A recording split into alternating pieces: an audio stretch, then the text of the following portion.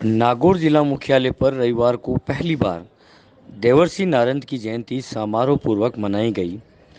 इस दौरान विभिन्न प्रतियोगिताओं के विजेताओं, सुधी पाठकों सहित क्षेत्र के पत्रकारों को सम्मानित किया गया। कार्यक्रम के मुख्य वक्ता आरएसएस के जोधपुर प्रांत के सह प्रांत कार्यवाहक एडवोकेट बंसीलाल भाटी थे। मुख्य अतिथि के रूप में शिशु रोग विशेषज्ञ डॉक्टर अमित राठी मौजूद। अध्यक्षता वरिष्ठ पत्रकार प्रेम सिंह राही ने की। इससे पहले नगर प्रचार प्रमुख गौरव भाटी ने अतिथियों का परिचय कराया। तदोपरांत अतिथियों ने नारद मुनि व भारत माता के चित्र के समक्ष दीप प्रज्वलित कर कार्यक्रम का शुभारंभ किया।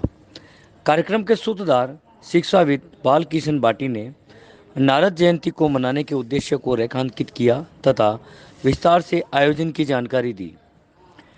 इस दौरान मुख्य वक्ता एडवोकेट बंसीलाल भाटी ने कहा कि पत्रकारिता क्षेत्र में सकारात्मक दृष्टिकोण अति आवश्यक हो गया है। आजकल ब्रेकिंग न्यूज के नाम पर हर कोई जल्दबाजी में खबरें परोस रहा है। इसलिए पत्रकारों को देवर्षि नारद की तरह जनहित में व लोकहित का ध्यान रखना होगा, तभी उनकी सूचनाओं का आमजन को लाभ मिलेगा। उन्होंने कहा कि यदि मीडिया लोकतंत्र का चौथा स्तंभ पुकारा जाता है तो मीडिया को अपना दायित्व भी समझना होगा और उसे निभाना भी होगा, तभी सच्चे मायने में मीडिया लोकतंत्र का चौथा स्तंभ कहलाने का अधिकारी होगा। भाटी ने कहा कि जिस तरह संविधान दिवस जब शुरुआत में मनाया तो उसे इतनी मान्यता नहीं मिली, मगर अब धीरे धीरे हम संविधान दिवस मनाने लगे हैं।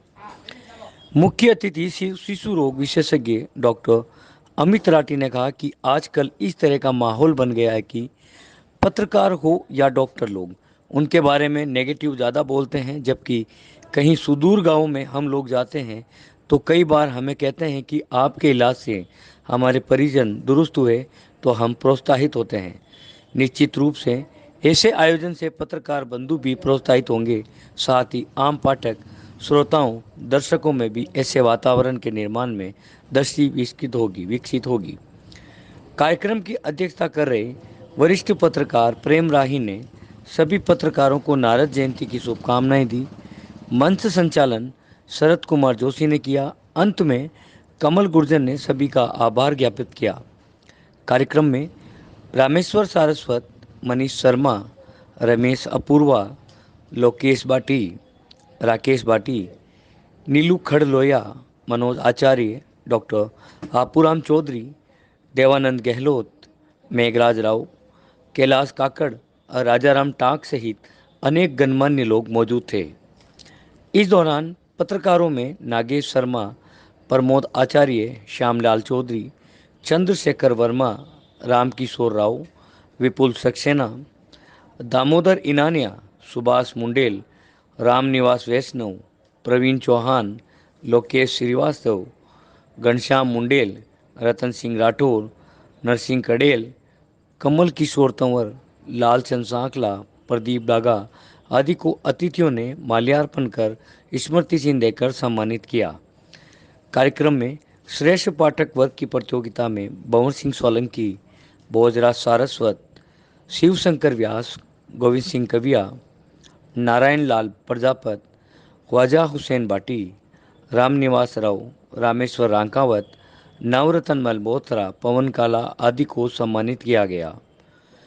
ये रहे प्रतियोगिता के विजेता। कार्यक्रम में हमारी परंपरा व संस्कृति विषयक फोटोग्राफी में मनीष कुमार सोनी, आयरिश सोनी व रंजना चौधरी, मान्य बनाती मातृशक्ति फोटो प्रतियोगिता में गजराज कंवर, हमारी मातृशक्ति में कार्तिक सोनी, सुभाष मावालिया व नरसिंह कडेल तथा हमारी परंपरा व संस्कृति में अब्दुल रहमान देवड़ा विजेता रहे। इसी प्रकार न्यूज़ शीर्षक में प्रतिका जोशी को आकर्षक ग्राफिक्स में दिव्यांशी भाटी विजेता रहे। इन सब को अतिथियों ने स्मृति चिन्ह देकर सम्मानित किया। नारद को मान सकते हैं। पुराणों के अनुसार आज के समय में लोक कल्याणकारी, सकारात्मक, राष्ट्र उत्थान और समाज की दशा और दिशा बदलने वाली पत्रकारिता को अगर सीख दे सकता है तो वह देव ऋषि नारद का दिव्य व्यक्तित्व ही दे सकता है। श्रीमद् भगवद गीता के 10वें अध्याय के 26वें श्लोक में स्वयं भगवान श्री कृष्ण ने देव ऋषि नारद की महत्ता को स्वीकार करते हुए देव ऋषि नाम आचरद इति नारद ऐसा कहा गया है। हम सभी का परम सौभाग्य है कि विश्व संवाद केंद्र नागौर के तत्वावधान में आज आदि पत्रकार देव ऋषि नारद जयंती मनाने के लिए और इस जयंती के उपलक्ष्य में पिछले सप्ताह युवा वर्ग में विभिन्न प्रकार की प्रतियोगिताओं का जो आयोजन किया गया, उन प्रतियोगिताओं में श्रेष्ठ प्रदर्शन कर जिन लोगों ने अच्छा स्थान हासिल किया है, उनका सम्मान करने के इस सम्मान कार्यक्रम में हम सभी सम्मिलित हुए हैं। मैं तीनों मंचस्थ महानुभाव से करबद्ध निवेदन करूंगा, आदरणीय श्री बंशीलाल जी भाटी, आदरणीय प्रेम सिंह जी राही और डॉक्टर श्री अमित जी राठी, आदिकाल से अखिल विश्व को जीवन प्रदान करने वाली जगत जननी माँ भगवती भारती एवं आदि पत्रकार देव ऋषि नारद के दिव्य चित्रों के समक्ष दीप प्रज्वलित कर आज की विचार गोष्ठी और सम्मान समारोह का शुभारंभ करा। माननीय मुख्य अतिथि का उद्बोधन प्राप्त होगा। उससे पूर्व चूंकि आज का कार्यक्रम नारद जयंती से संबंधित है और जो हमने 3 विषय पत्रकारों के निमित्त रखे हैं, पत्रकारों से भी आग्रह रहेगा, निवेदन रहेगा, हम में से सभी बंधु इस विषय पर संक्षिप्त रूप में बोलने का प्रयास करें। एक तो अपने समाज जीवन में नारद जी के प्रति एक नकारात्मक जो स्थिति हम सब ने बनाई है, उसमें कोई बाहर से बनाने वाले तो शायद ही होंगे कि जब भी लगता है कि परिवार में या समाज में कई ऐसा विषय होता है तो सीधा नकारात्मक भाव से टिप्पणी की जाती है कि वो तो नारद है। लेकिन वास्तव में देवर्षि नारद का जो जन समाज था वो सदैव लोक कल्याणकारी रहा है।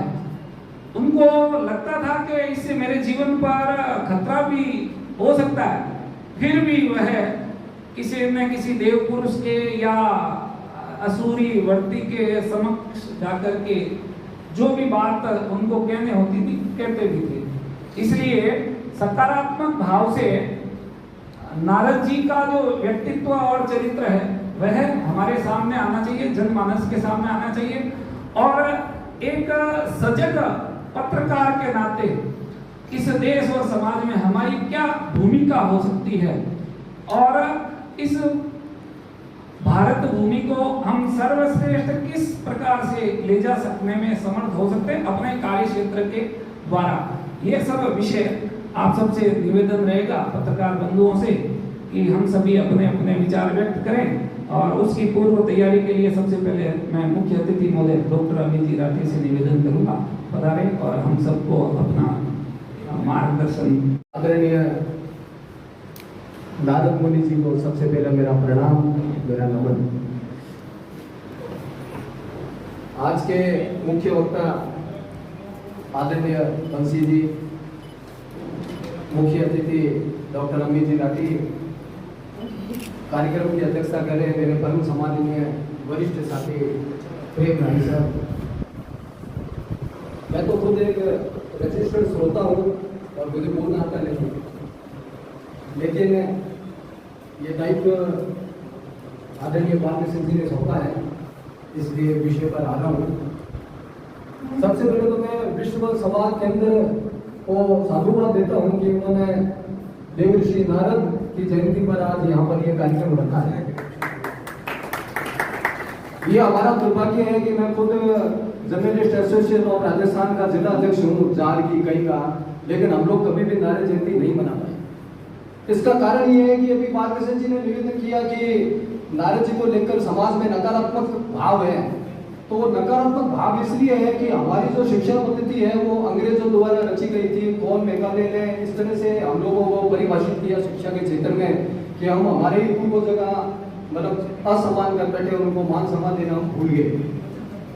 देवर्षि नारद सच्चे मायनों में पत्रकार थे, आदि पत्रकार थे। उसका प्रमाण ये है कि उन्होंने जब भी उनको लगा कि समाज में कोई संकट आया है तब उन्होंने कई तरह की भविष्यवाणी की। जैसे उदाहरण के तौर पर कंस के अत्याचार से जब पूरी प्रजा हैरान और परेशान हो गई थी तो उन्होंने भविष्यवाणी की कि देव जी के कोख से एक 8वां पुत्र जन्म लेगा, वो तुम्हारा वध करेगा।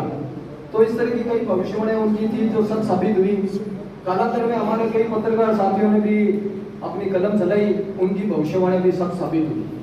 जैसे उदाहरण के तौर पर कि जब भारत में अंग्रेजों का शासन था और यहाँ पर लॉर्ड कर्जन वायसराय था और ब्रिटिश हुकूमत में जब महारानी विक्टोरिया की मृत्यु हो गई थी और एडवर्ड सप्तम पहली बार किंग बनकर भारत के दौरे पर आया, तो लॉर्ड कर्जन ने 1905 या 1904 में विक्टोरिया महल बनाकर उनको भेंट किया था कलकत्ता में। तो मुझे अच्छी तरह याद है, मैं हिंदी साहित्य का विद्यार्थी रहा हूँ। तो एक शिव शंभू के चिट्ठे नाम से एक बुलेटिन निकाला करते थे, कोई शुक्ला जी थे यूपी से। तो उन्होंने शिव शंभू के चिट्ठे में लिखा था कि कालांतर में भारत आजाद हो जाएगा, लेकिन भारतीयों के करोड़ों भारतीयों के खून पसीने की कमाई से बना हुआ ये विक्टोरिया महल भारत की आजादी के बाद भी किसी गठिरे को बच्चे को निःशुल्क प्रवेश नहीं देगा। तो यह आज भी सत्य है। उनकी भविष्यवाणी हमारे शुक्ला जी, जो मैं उनको नमन करता हूँ, कि उन्होंने 1905 में लिख दिया था कि ये गठिरे का बच्चा बिना टिकट इसमें कभी प्रवेश नहीं कर पाएगा। और आज भी बंगाल सरकार ने वहां पर आम आदमी के लिए निःशुल्क व्यवस्था नहीं है, टिकट लेना पड़ता है, तभी विक्टोरिया महल अपन देख पाते हैं। तो नारद जी ने जो भविष्यवाणियां की, वैसी भविष्यवाणियां हमारे कई पत्रकारों ने की थी। कालांतर में ये जो पत्रकारिता है ये व्यवसायिक युग में प्रवेश कर गई। मुझे अच्छी तरह याद है कि 77 से पहले तो जो पत्रकारिता थी, 77 से पहले जब भारत में ये लागू हो गया था आपातकाल, तो उससे पहले तो सारी पत्रकारिता राजनीति के इर्द गिर्द घूमा करती थी। लेकिन धीरे धीरे जैसे जैसे व्यवसायिक युग में प्रवेश हुई तो कई खट्टे मीठे अनुभव हम लोगों को मिले। मैंने भी कई तरह के सपने देखे थे जब हम पत्रकार बने। मुझे अच्छी तरह याद है कि जब राम जन्मभूमि बाबरी मस्जिद का विवाद चल रहा था, उस समय मैं यौवन अवस्था में था और उस समय अखबारों में खुलेआम लिखा जाता था, विवादित ढांचे के बजाय उस ढांचे का नाम लिखकर लिखा जाता था कि ये ढांचा ढा दिया गया, जबकि वो कोर्ट में राम जन्मभूमि बाबरी मस्जिद विवादित स्थल काउंट होता था नियमानुसार। लेकिन वन वे चल रहा था मीडिया में, हम लोग देखते थे, पढ़ते थे, समझते थे। तो कहने का तात्पर्य ये है कि पत्रकारों को अपनी कलम है वो दूरदर्शिता के साथ लिखनी चाहिए और कलम उसी एंगल से ही चलानी चाहिए। ज़्यादा मैं बोल नहीं पाऊंगा। मैं तो खुद यहाँ एक बंसी जी भाई साहब को हुक्म सुनने के लिए हाजिर हुआ हूँ। प्रेम राय साहब हमारे वरिष्ठ साथी है, उनका भी मुझे अनुभव मिलेगा।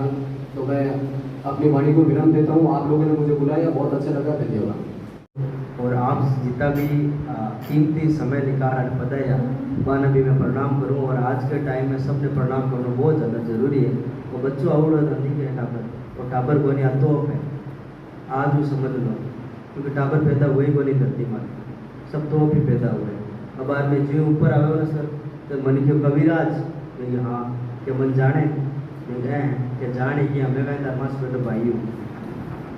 तो मैंने आप मौको दिए बात भी धन्यवाद। और मैं जब प्रथम क्लास हुआ करे भी उन्हें द्वादशी 12वीं तक पूरी सादाबाल ही में पढ़ी हूँ।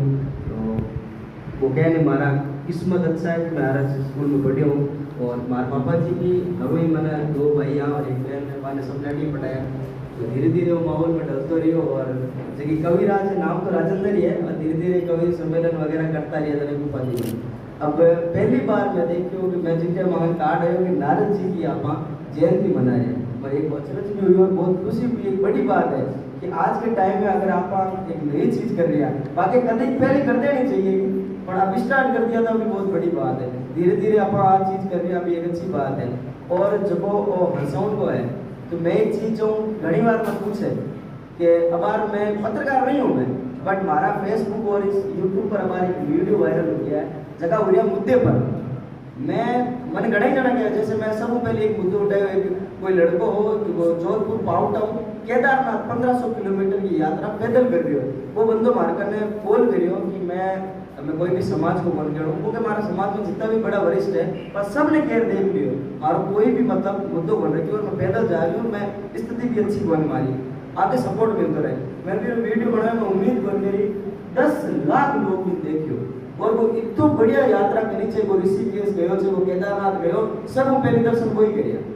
तो यूं मन यहाँ ध्यान पड़ी भी बात में मानस फाटक को मुद्दो मैं भी टाइम और बोले क्योंकि मैं कॉमेडी को आदमी हूँ और मैं आज चीज़ा मायने को नहीं बन जाती। वो मुद्दो उठे और फाटक खुल की किस्मत दिया, वो अपना आप चलो और भी मन यहाँ लागू तो वो कि आपा नाराज जी जो काम करता चाहे वे सही कहे कि पहली क्या को केंद्र जो नारद है जो बेटगांव को काम करे तो आप हंसी मजाक के साथ मैं आ चीज सोची कि आप हंसी मजाक के साथ साथ क्या संदेश दे सका आप क्या कोई चीज है कि सामाजिक आजकल मूवीज भी अच्छी चीज जैसे अभी केरल पर एक मूवी आई है बहुत अच्छी मूवी है मैं जस्ट अब देखूं आदमी ट्रेलर देखूं तो आप मूवी के माध्यम से क्या लाभ पहुंचा सका आम आदमी तक चाहे माता कश्मीर फाइल हो अभी आप की वे कॉमेडी के माध्यम से अगर संदेश लास्ट में ही मिल जाए करें अगर भी आप संदेश ले रहे हो तो अच्छी बात है वरना तो आप हंस ही रहे हो कोई दिक्कत वाली बात नहीं ये आप सब मैं उम्मीद करूं और आई चीज चाहूँ कि ज्यादा से ज्यादा अच्छी चीज मार्केट में भी ऑप्शन है आजकल भी मार्केट में गंदी जोक खूब चले आप अश्लील बातें करके भी आप विख्यात हो सको चाहिए मैं खूब लोग देखे होंगे आप बहुत ऊपर तक है मैं भी चाहूँ हो सकूँ तो आप स्कूल का संस्कार और जिनकी छवि है जिनका मैसेज है वो आप क्या कॉमेडी के माध्यम या कविता के माध्यम आप आगे ले जा सका वो ही मैं काम कर रही हूँ और आप सबके आशीर्वाद और प्यार को धीरे धीरे और आगे ही बढ़ाऊँ बहुत बहुत धन्यवाद और इन जयंती में सोचूँ आज पहली बार सर ना तो और हर साल करता रहा और मारू जी तो सपोर्ट और जो हो सके वो मैं बताता रहा हमेशा तैयार रहूँ आगे भी तैयार रहूँ जी को प्रणाम करते हुए सम्मानित मंच और मंच के समक्ष विराजमान पत्रकार वृंद विचारवान और मीडिया से संबंध प्रत्यक्ष और अप्रत्यक्ष रखने वाले भाइयों और बहनों कहा यही है कि मुख्य वक्ता है इसलिए इनको बोलना है पर घर की बात तो है कि मैं आया हूँ खाली बान और ये जो बहाना है ये किसी भी अच्छे विचार को करने के लिए यदि बनता है तो इसमें कोई आपत्ति की बात नहीं वास्तव में इस प्रकार से एकत्र होना एक विशिष्ट उद्देश्य को लेकर यह सही संदर्भ में सत्संग है केवल भजन गा लेना सत्संग नहीं होता किसी सात्विक विचार को लेकर जगत कल्याण की भावना को लेकर अपने देश समाज संस्कृति की प्रतिष्ठा को यह वृद्धि करने के मानसिकता से जब हम एकत्र आते हैं कुछ विचार चिंतन करते हैं कुछ निष्कर्ष निकालते हैं और उसके अनुकूल और उसके अनुरूप अपने जीवन की कुछ रचना में परिवर्तन करते हैं तो वही वास्तविक सत्संग है तो ये आज इस सत्संग में आप सब लोग बना रहे हैं यही सबसे बड़ा भाव है मैं मुख्य वक्ता हूं या कोई है इसका भाव नहीं है हम एकत्र हुए तो सभी में कुछ न कुछ अच्छे विचार जन्म लेते हैं और कहा तो यही है कि हम उन लोगों को याद करना चाहते हैं याद करना चाहिए जिनका स्मरण हमको सद प्रेरणा देता है और निश्चित है जिसका भी स्मरण हम करते हैं वही मार्ग हम लेने के लिए प्रेरित होते हैं और सहज उदाहरण के तौर पर मैं कहता हूं कि संघ के वित्तीय सत्संग चालक ऐसे गुरु जी हम में से अधिकांश लोगों ने नाम भी सुना होगा दाढ़ी और उसमें चित्र भी हमने देखा होगा वे ऐसा अक्सर कहते थे कि बचपन में मेरी माँ मुझे धोती और कुर्ता और पहनाकर मेरे माथे पर एक मुकुट लगाती थी मोर पंख का और उसके बाद में अक्सर ये कहती थी बिल्कुल मेरा बेटा कन्हैया जैसा लगता है मेरे मन में बचपन से एक छवि बनी कि कन्हैया यानी मेरा रोल मॉडल मेरा आदर्श क्योंकि उसी से उसकी तुलना की गई उनका स्मरण उनको जब जब आया तब कृष्ण के जीवन को ये फॉलो करने का उनके द्वारा कही गई बातों को अपने जीवन में शामिल करने का ये एक उनको सहज स्वभाव बनता है चला गया अब दुर्भाग्य से आजकल होता यही है कि घर में फर्स्ट क्लास ऐसा पैंट सूट और ये टाई और ये लगा के और हम क्या बिल्कुल सलमान खान लग रहा है बेटा तो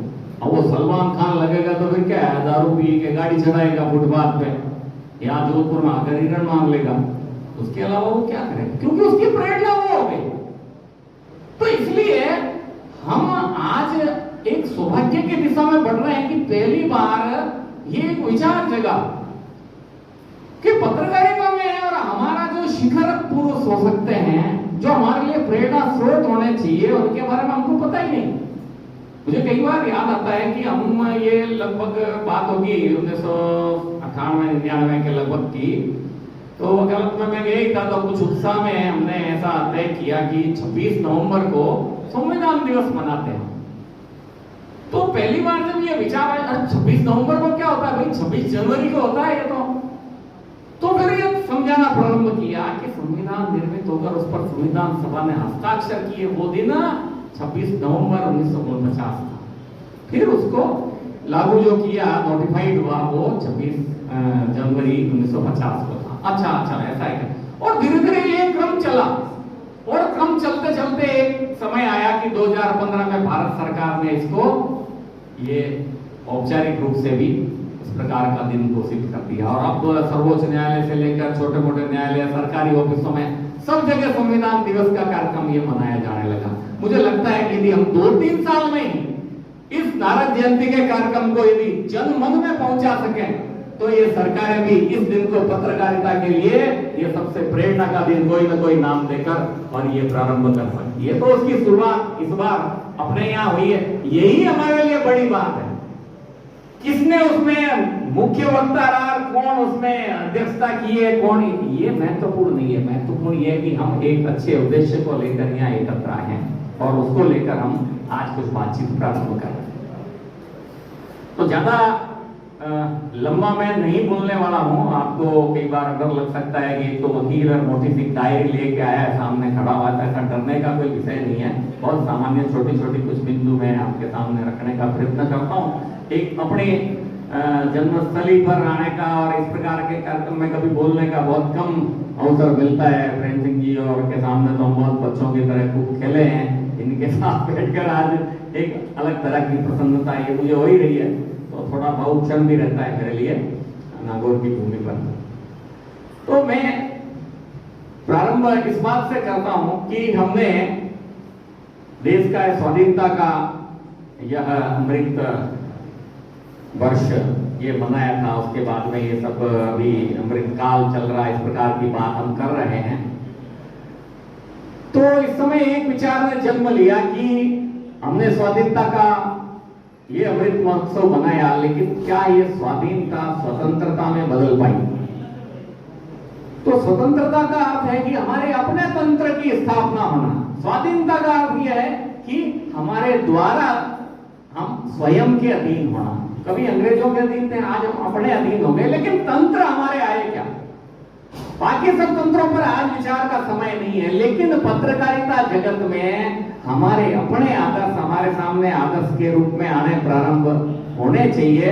और मैं मानता हूं कि ये अमृत काल है, अगले 25 वर्ष का 2047 जब आएगा, जब ये स्वाधीनता का हमारा स्वर्ण जयंती ये शताब्दी वर्ष होगा, उस समय तक हम अपने इस दिशा में भी अपने मानस, अपनी सोच, अपनी परंपरा को, ये भारतीय चिंतन परंपरा के अनुरूप ढाल पाएंगे। दुर्भाग्य से ये जो सिनेमाई और बाकी जो कुछ भी स्थितियां चलती है, उनमें नकारात्मकता का भाव हर स्थिति में आता है। उसी के कारण से हमने अनेक शब्दों के अनर्थ किए हैं।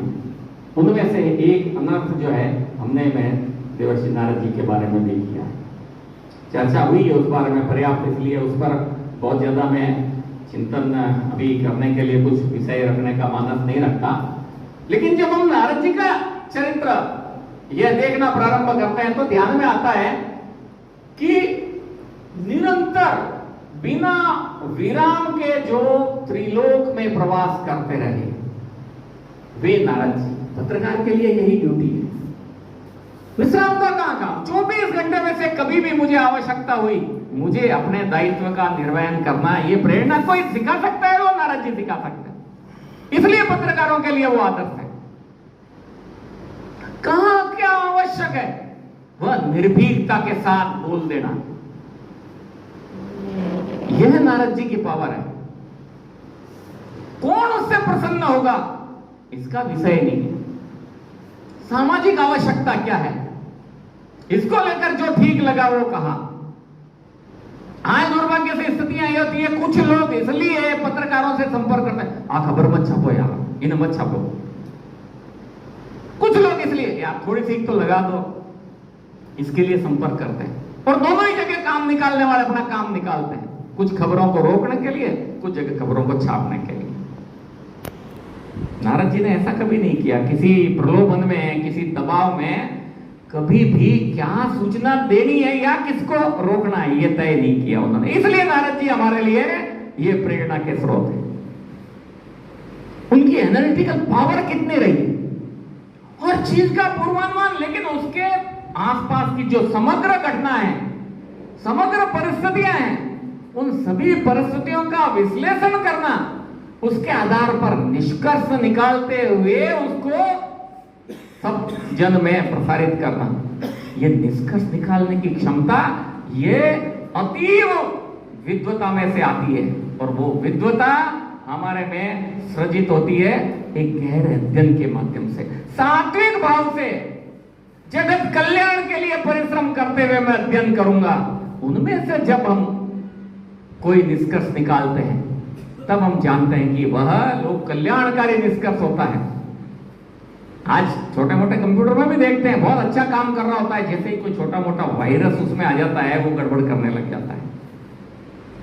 तो निष्कर्ष निकालने वाले व्यक्ति के दिमाग में भी, चाहे वो डर का, चाहे लोभ का, चाहे लालच का, किसी भी प्रकार का या आलस्य प्रमाद का भी कोई वायरस जब घुस जाता है तो उसके निष्कर्ष दूषित होने लगते हैं। नारद जी का बिना किसी वायरस के अपना विश्लेषण करते हुए समाज के बीच में दीजिए, वही लोक कल्याणकारी होगा। ये जिनको आदर्श अपना रखना है उनके सामने एक ही विकल्प है कि वो देवर्षि नारद जी को अपना आराध्य मानते हुए, उनको अपना प्रेरणा स्रोत मानते हुए अपने पत्रकारिता जगत में अपनी गाड़ी को आगे चलाए। तो जब इस प्रकार की बातें हम ध्यान करते हैं नारद जी के जीवन में से, तब हमको सद्मार्ग की तरफ जाने का और ये प्रेरणा जागृत होती है। जब कभी मेरे में विचलन आने की संभावना बढ़ती है तब वो नारद जी का स्मरण वो हमको उधर जाने से रोकता है।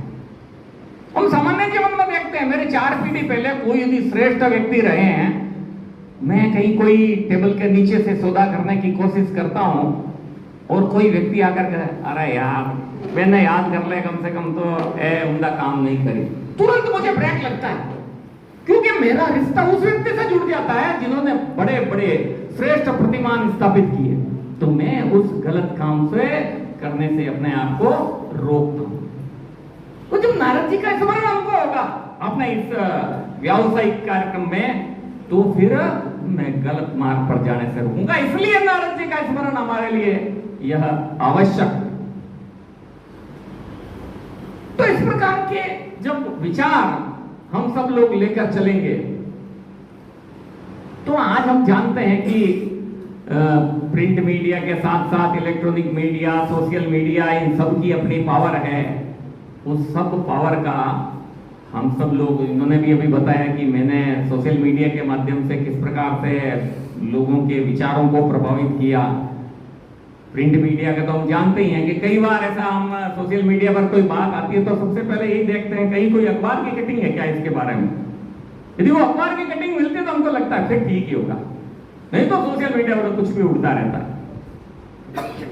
इलेक्ट्रॉनिक मीडिया भी जल्दबाजी के चक्कर में ब्रेकिंग न्यूज के लालच में बिना उसका पुष्टिकरण किए फेंक देते हैं, ऐसी धारणा है।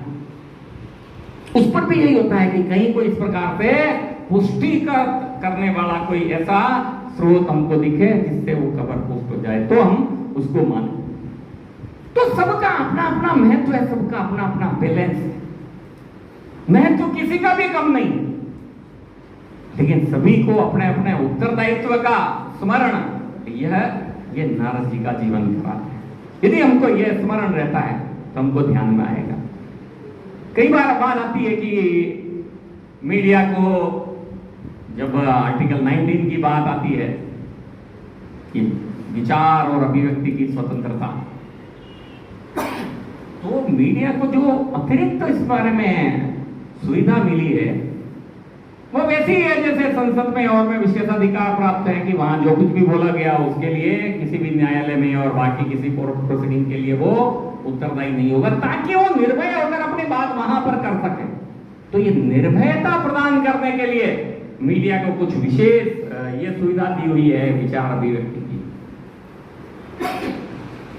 और उसी का परिणाम क्या है कि मीडिया स्वघोषित ये फोर्थ पिलर ऑफ डेमोक्रेसी यह है, स्वघोषित है। ये कहने में मुझे कोई आपत्ति नहीं है और कोई दिक्कत भी नहीं होनी चाहिए, मीडिया को भी कोई दिक्कत नहीं होनी चाहिए, क्योंकि कहीं संविधान में इसका उल्लेख नहीं है कि ये चौथा पाया है, वहां तो 3 ही पायों का उल्लेख है।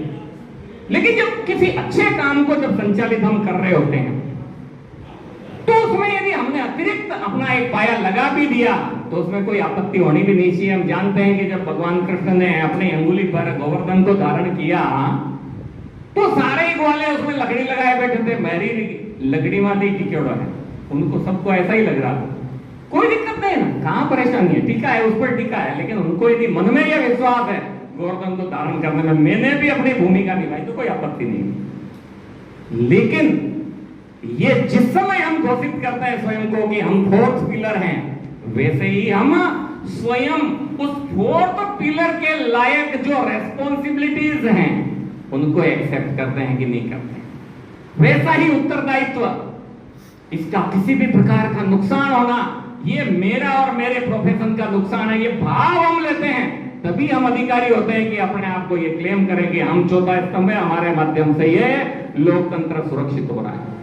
ये दायित्व बोध यह भी ये पत्रकारिता जगत को ये नारद मुनि जैसे जो हमारे आदर्श हैं उनके चरित्र स्मरण से हम सबको यह भान होता है, हम उस मार्ग पर बढ़ने की तरफ अग्रसर तो होते हैं। आज कह सकते हैं कि दुर्भाग्य से ऐसी स्थितियां हैं कि जो यह स्वाधीनता संग्राम में बहुत बड़ा विषय था कि क्रांतिकारियों ने अपना भूमिका निभाई, तो जो आंदोलनकारी थे उनकी अपनी भूमिका थी और मीडिया की भूमिका उसमें और भी बड़ी थी। इतना संघर्ष का वो दौर था उस समय भी, मीडिया जगत ने अपनी भूमिका से कभी ये पीछे हटने का नहीं सोचा। 1975 का जो प्रतिबंध था उस प्रतिबंध में भी मीडिया ने और जो छोटे मोटे लोग वो भी अपने आप को मीडिया के सजग सिपाही बनकर और गली गली में छोटे छोटे पत्रक छपवाकर ये डालना, ये भी एक मीडिया का काम था। और उसी का परिणाम था कि वो लोकतंत्र को कुचलने वाला जो कदम था वो विफल किया गया सबके सहयोग से। इतनी बड़ी संख्या में लोगों के सहयोग से वो विफल हुआ। तो इस संघर्षपूर्ण क्षेत्र में आज बड़े बड़े घरानों का, बड़े बड़ी पूंजी लेकर आने वाले लोगों का भी बहुत बड़ा वर्चस्व है। एक तरफ हम देखें कि महीने का करोड़ों रुपए का पैकेज लेकर भी पत्रकार चलते हैं। अब क्या उसके पीछे का होता है मैं नहीं जानता, जानना भी नहीं चाहता, आप लोग जानते हैं तब भी कहने की आवश्यकता नहीं। लेकिन हम जमीन पर जो पत्रकार हैं उनकी स्थिति भी देखते हैं। छोटे स्तर पर जो है तो वो भी पत्रकारिता कहीं तो सिपाही है ना, विचार संप्रेषण की ये जो परंपरा है उसी के सिपाही है, लेकिन उनकी चिंता कौन कर रहा है? ये जो असंतुलन है, कई बार मुझे भी लोग कहते हैं तो मैं कहता हूं कि भैया आप इतना बात मत करिए, यहाँ वकालत में भी हमारे एक दिन के 10-10, 15-15 लाख रुपए लेने वाले हैं और बहुत सारे लोग ऐसे हैं जो पूरे जीवन भर वकालत करके शायद 15 लाख नहीं कमाए होंगे। ये असंतुलन सभी क्षेत्रों में, इसलिए मैं बहुत ज्यादा उस फील्ड का होने के नाते मोरली कोई बहुत बात कहने का अधिकार नहीं रखता हूं, लेकिन यहां हम स्वस्थ संवाद कर रहे हैं, इसलिए जिस क्षेत्र में भी इस प्रकार की न्यूनता है उस क्षेत्र में उसको दूर करने के लिए भी विचार करना चाहिए। हमको संवेदनशील होना चाहिए। यदि हम अपने भाइयों के प्रति, अपने जो हम पैसा जिसको कह सकते हैं उन लोगों के प्रति हमारे मन में संवेदनशीलता नहीं आई तो हम कैसे समाज और राष्ट्र के प्रति संवेदनशील होंगे? ये भाव भी हम मीडिया में जब सक्रिय हैं तो इस दिशा में हमको ध्यान करना चाहिए। तो इस प्रकार की कई सारी बातें हैं जो आज हमने प्रारंभ की है। उन सब बातों में से हम जब आगे आगे अपने विचारों को कभी बैठे तो 2, 4, 5 के समूह में भी, कभी बैठेंगे तो बड़े समूह में भी, विश्व ने चाहा तो फिर इस प्रकार का प्रतिवर्ष के जो कार्यक्रमों में हम ऐसे विचारों को फिर से आगे बढ़ाएंगे। उस समय निश्चित रूप से और अनेकानेक विचार हमारे मन में आएंगे और हम उनको लेकर, लेकिन ये मन में आना पर्याप्त नहीं है। इन मन में आए विचारों में कुछ न कुछ योगदान अपना देते हुए अपने जीवन की रचना में भी उनका कहीं न कहीं सहभाग ये डालते हुए इसके सुधार की दिशा में महर्षि नारद जी के संदेशों और जीवन को यह प्रोफेशन बढ़े, उस दिशा में मैंने भी अपना कुछ न कुछ योगदान दिया, वैसा संकल्प जागृत करते हुए आज हम सब लोग आगे बढ़े। तो मुझे लगता है कि देवर्षि नारद जी की कृपा, ये अधिकाधिक कृपा, ये हम सब पर बनी रह सकेगी। आज के इस पावन अवसर पर मुझे लगता है कि इतनी बात कहना पर्याप्त होगा।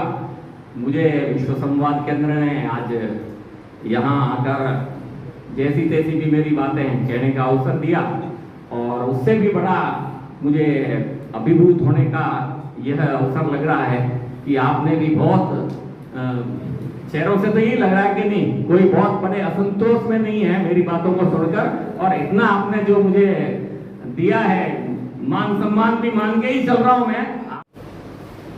सबसे पहले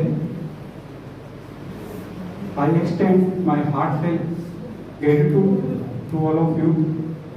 मैं अपने आप को सौभाग्यशाली समझता हूँ कि मैं आज इस देवर्षि नारद जयंती, जो मैंने भी पहली बार सुनी थी जब बात सिंह जी पैसा का फोन आया, उन्होंने बोला कि आपको इस कार्यक्रम में मंच को सुशोभित करना है। ये नहीं बताया कि आपको क्या आपका इसमें रोल रहेगा। मैंने कहा हाँ भाई साहब कोई नहीं।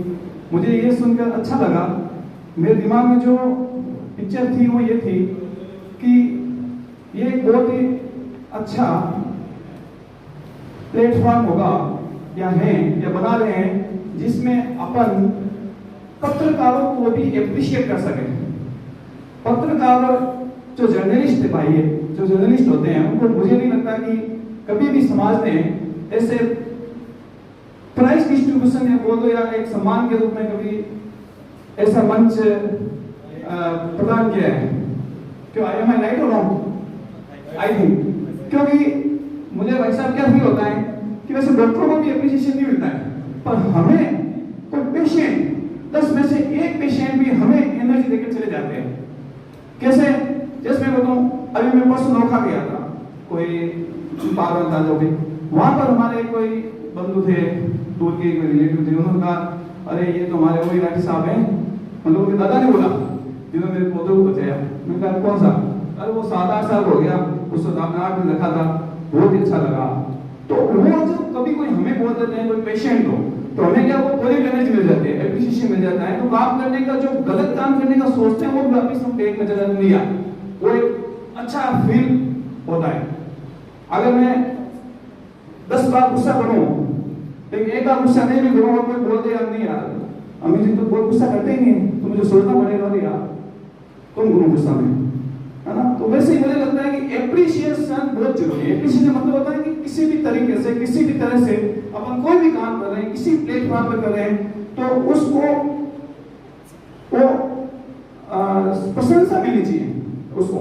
तो मुझे लगता है, मुझे इसीलिए भाई साहब फोन आते मिल गए यार ये, क्योंकि जो आज के टाइम में डॉक्टर हुए, पत्रकार हुए, सबको एक किस नजर से देखता है, अपन सभी जानते हैं यार लूटते रहे हैं यार, ठीक है जाएंगे प्राइवेट हॉस्पिटल में लूट लेंगे, ठीक है यार कोई मतलब होता है ऐसा। फिर इस बीच में भी ऐसे लोग हैं जो हमें हमारे काम को सही करने के लिए बाध्य करते रहते हैं। और इसीलिए मैं अपने आप को अगेन बहुत ग्रेटफुल महसूस करता हूँ कि मुझे ये पाकिस्तान साहब का भी प्रत्येक सुनने को मिला, आप सबके बीच में आया, और धीरे धीरे आपके साथ और बोलने की कला सीखता रहा। भाई साहब की मारवाड़ी में बात की मुझे महसूस हुआ, आने टाइम मैं भी कभी मारवाड़ी में बोलने की कोशिश करूंगा, अच्छा लगता है। क्यों? Okay, thank you.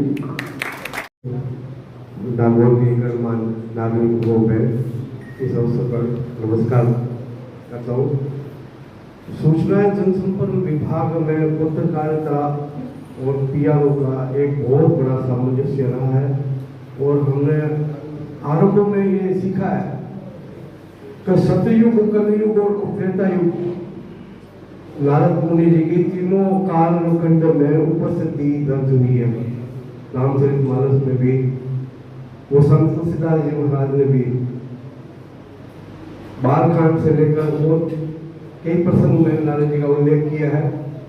Narad ji पत्रकारिता के क्षेत्र में ये भी पढ़ाया गया है यदि संचार के डिप्लोमा यदि पत्रकारिता में किया है, राजस्थान यूनिवर्सिटी से हो या कोटा ओपन यूनिवर्सिटी से हो, उसमें भी नारद जी का उल्लेख आरंभ में किया गया है कि सर्वप्रथम पत्रकारिता का जो है वो श्रेय देवर्षि श्री नारद जी को ही मिला है।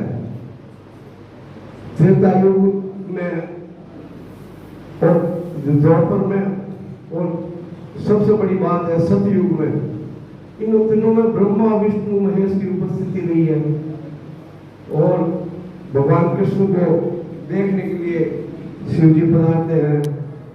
इसी प्रकार राम जी के बारे में भी मतलब ऐसे ही रहा है, इसमें भी भगवान शिव जी की उपस्थिति रही है उनके विवाह में। और माँ पार्वती और शिव जी के संवाद में भी नारद जी का काफी उल्लेख आया है। इसलिए आज ये सबसे बड़ी बात है कि नागौर में इस तरह का एक भव्य आयोजन किया गया है और आगे भी इस तरह से ये निरंतर कार्यक्रम चलता रहे और आप सभी को इस बधाई इसके लिए शुभकामनाएं। नागरिकगण, कुछ दिनों पहले बाल किशन जी का फोन मेरे पास, तो उन्होंने कहा कि नारद जयंती मनाएंगे 7 मई, तो मैं एकदम से चौंक गया क्योंकि पत्रकारिता के 30 से 35 वर्षों के लंबे कालखंड के दौरान मैंने कभी भी नारद जयंती कभी नहीं मनाई, मैं नागौर, और न कभी किसी ने दूसरों ने आयोजन किया तो मैं उसमें भाग लिया। तो ये चौंक के मैं तो चौंक गए सुन के कि नारद जयंती मनाई जाएगी। तो बाल किशन ने कहा बिल्कुल मनाएंगे, आपको मुझे ज़रूर पहली बार अवसर मिल रहा है तो आएंगे, ज़रूर आएंगे।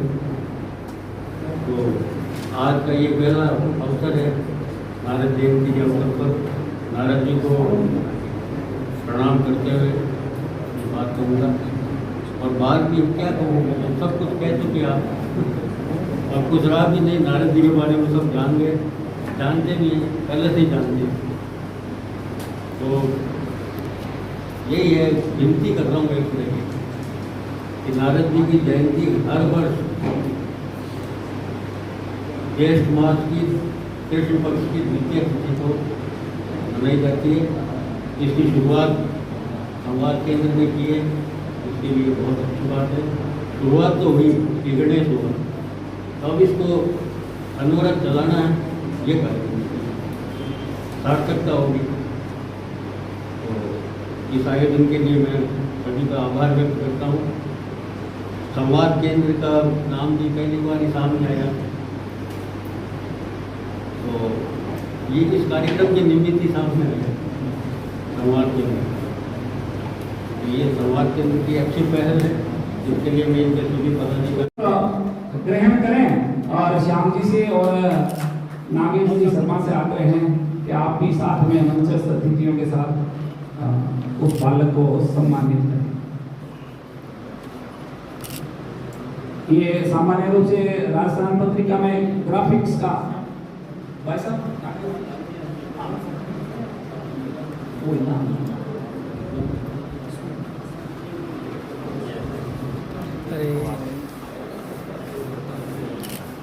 निवेदन है श्याम जी का भी सम्मान करें। भाई साहब प्रमोद जी से आग्रह है सब पत्रकार बंधुओं को हम जिंदगी का सम्मान।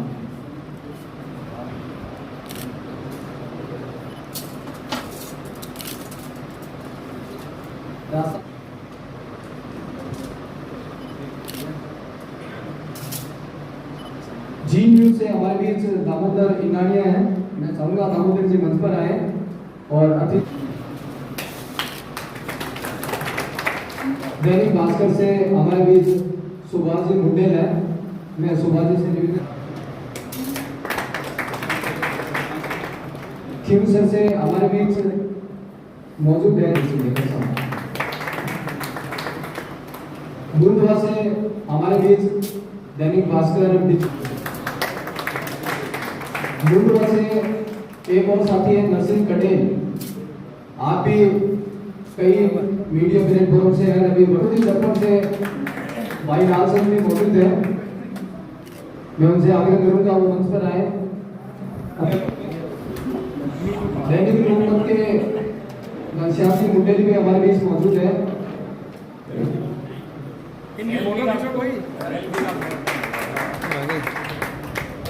नागौर के भाई विपुल जी सक्सेना से निवेदन है कि वो भी मंच पर आए और अपना सम्मान हासिल करें। विपुल जी सक्सेना अपना स्मृति चिन्ह हासिल करें।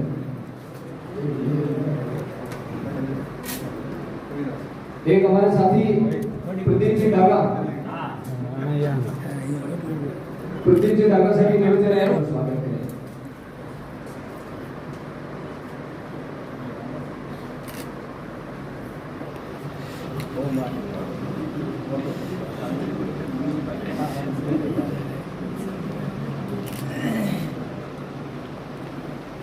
शक्ति विषय पर उन्होंने अपनी फोटो भेजी है, वो शायद उपस्थित नहीं है। मैं कमल जी भाई साहब से आग्रह करूंगा कि वह सुभाष का जो प्रशस्ति पत्र है वह ग्रहण करें। आप वही पॉलिटेक्निक कॉलेज में लेक्चरर हैं।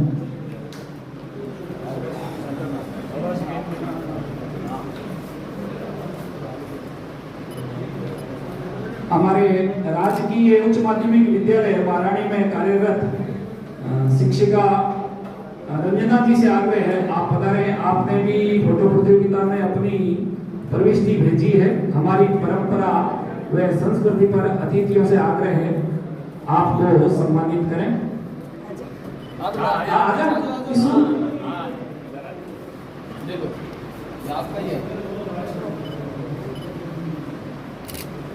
आइरिस सोडी, हमारी परंपरा व संस्कृति विषय पर आपने अपनी प्रविष्टि भेजी है, आपसे आग्रह है पधारें। अतिथियों से निवेदन है कि बालिका को पुरस्कृत करें। एक बार जोरदार ताली बजाकर स्वागत करें। कार्तिक सोडी विषय आपका, हमारी मातृशक्ति पर आपने फोटो प्रविष्टि भेजी है, पधारें। गजराज कंवर, आपने मातृशक्ति विषय पर अपनी प्रविष्टि भेजी है। गजराज कंवर नहीं है। मनोज जी से आग्रह है पधारें। बालिका स्काउट गाइड में बहुत सेवाभावी है, बालिकाओं का बालकों का मार्गदर्शन करते हैं। मातृशक्ति विषय पर ही मोंगवा से अपने जो संवाददाता है नरसिंह जी कड़े, उन्होंने अपनी प्रविष्टि भेजी है, आपसे आग्रह है पधारें। जोरदार ताली बजाएं। हम ये चाहेंगे ये प्रतियोगिता समाप्त होने पश्चात जो जो प्रविष्टि है उसका एक कोलाज भी हो जाए और ग्रुप फोटो भी हो जाए और सबकी प्रविष्टियां आम जन जीवन में भी पहुंचे। अब्दुल रहमान देवड़ा जी मुंगवा से अगर हैं, नहीं है कोई बात नहीं। अब हमने कुछ मैं आग्रह करूंगा श्रीमान भंवर सिंह जी सोलंकी, नहीं आए से, नहीं आए कोई बात नहीं। बोधरा जी भाई साहब से आग्रह है पधारें और मंचस्थ अतिथियों से निवेदन है कि भाई साहब का सम्मान करें। हाँ, सहयोगात्मक पाठक और श्रोता लोकेश, उसको बुलाओ, राकेश को भी बुलाओ, राकेश को। हिंदी कविया मुंगवा से नहीं बता रहे हैं साहब, आइए क्या बता रहे हैं, आपका स्वागत है, बिल्कुल आप बताइए।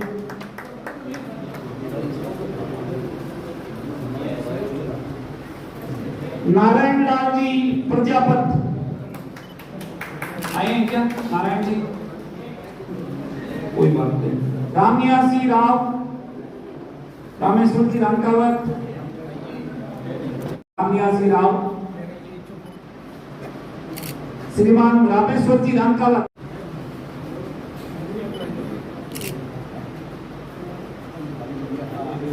हार्दिक आभार एवं धन्यवाद। समाज और राष्ट्र हित के कार्यों में आप निःशुल्क सेवाएं प्रदान करके सदैव अग्रणी भूमिका निभाते हैं। इस हेतु आपका विश्व संवाद केंद्र की ओर से हार्दिक आभार एवं धन्यवाद। मैं कमल जी है आपकी उपस्थिति से शहर में अलग अलग जगहों से पधारे हुए हमारे सभी गुणीजन मंच पर विराजमान हमारे समस्त अतिथिगण और हमारे सभी पत्रकार साथी मातृशक्ति आपकी उपस्थिति में हमें विनम्र किया है और हम आनंदित भी हैं और साथ साथ हमारी अपेक्षा से अधिक जिस प्रकार ये कार्यक्रम सफल हुआ है, मैं पूरी विश्व संवाद केंद्र नागौद परिवार की ओर से आपका धन्यवाद करता हूँ, अभिनंदन करता हूँ। बहुत बहुत धन्यवाद। जय हिंद।